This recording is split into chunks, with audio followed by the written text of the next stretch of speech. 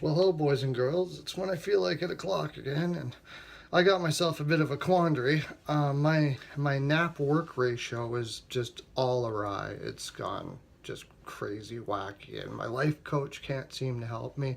I had a hired an accountant in to give it a shot, but it looks like I have no other recourse. But I'm heading up to Yellowknife for my spiritual advisor, Shaniah Beavertooth, to do a sweat, wrap a ribbon around a tree, and spend days talking to my creator about how to rectify this situation.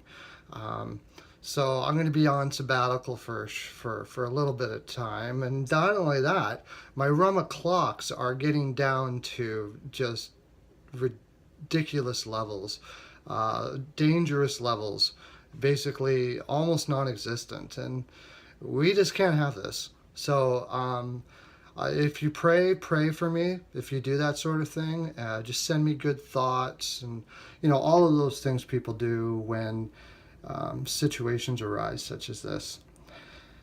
Anyways, we're on to the Philadelphia Flyers for our trade mid-season projection. I just keep on adding things to series, but it's trade. It's pretty much focused on the trade deadline. The thing with Philadelphia is, I don't know if the trade deadline is much help here. I can't really understand what's wrong with the Philadelphia Flyers. I've been thinking about it for a long time, and um, I really like the Flyers, and I want to see them do well because their fans are freaking awesome. I mean, you got Luke Shen, Giroux, um, you got Konechny that you just brought in. Your wings are really not that bad. Maybe the left wing Konechny could use some help with the Raffle and Reed and Konechny, but you could probably use some help on there. But Voracek, you've got really good depth on that forward line for the forward lines that you have, and your D really isn't that bad, or at least on paper it isn't, anyways. Delzato, this young stud Provorov, Schultz.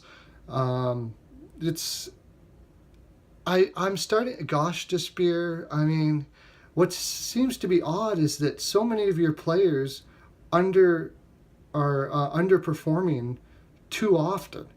Voracek, Giroux this year is having a rough time. Voracek last year. Gosh, Despear ate it up last year, underperforming this year. Reed has been underperforming for a long time. You've got Couturier in the middle who doesn't underperform, but I think you could get more offense out of him. Um, Delzato underperforms. Goaltending always underperforms. Mason's better than he is, should be more consistent.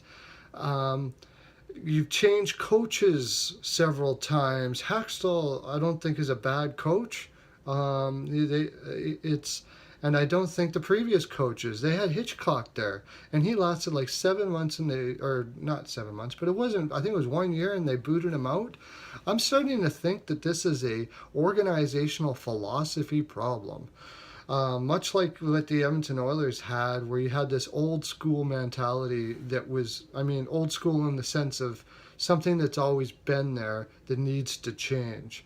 And that's what happened with Edmonton, and I think this is what's happened in Philadelphia. It's time to get rid of the old school idea, the old boys. It's time for new thought up there. Um, Hextall's a smart man, but I can't even I don't even can't even really put my finger on exactly what that is. You being in Philadelphia, you might have a better idea than me, but I think they need something young like Toronto did with Duba, and I think that's his name, or Dunbar, or whatever his name is. You know what I'm talking about. Or Shaka in Phoenix, or something like that. A young progressive thinker who can bring in a fresh new look at this team. What I would do at the trade deadline now, the situation that it is, and I don't know what they're going to do. Honestly, I don't know what they're going to do. I have a feeling they're going to try to um, add some like quick fixes to try to get into the playoffs this year, and I honestly don't think that's what you need to do. Delzato is probably not coming back. I would get some. I would see if I could get a first for him. You got two goaltenders that are going to be gone in the that I don't know if you might sign Mason. I guess pick which one you're going to sign if you're going to sign one, and get as much of the other one as you can. I wouldn't sign either one of them. I'd probably go for Bishop. I guess, like I said, until you have this philosophy thing figured out, I don't know really what to do. If you can get something for Reed, basically, I'm saying the Philadelphia is gonna have to be sellers this year, because even if you do make the playoffs, there's something really wrong in your organization that needs to be fixed that you're not going to be able to fix at the trade deadline. Watching Gostisbehere this year, like. And Voracek, there seems to be a heck of a lot of frustration in that organization.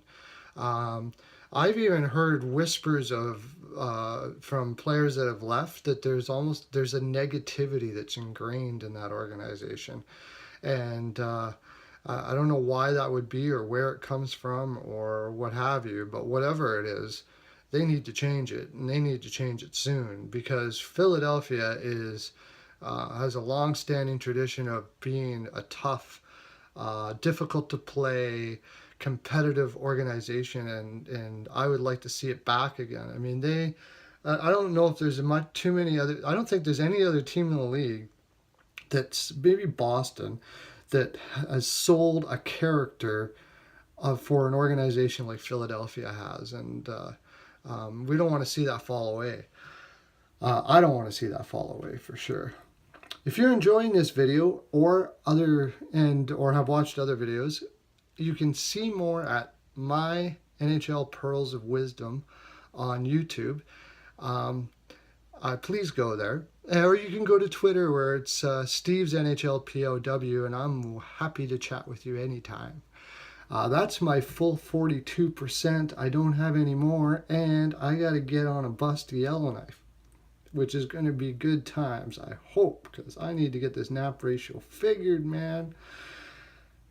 Have a great day. Lots of love to you.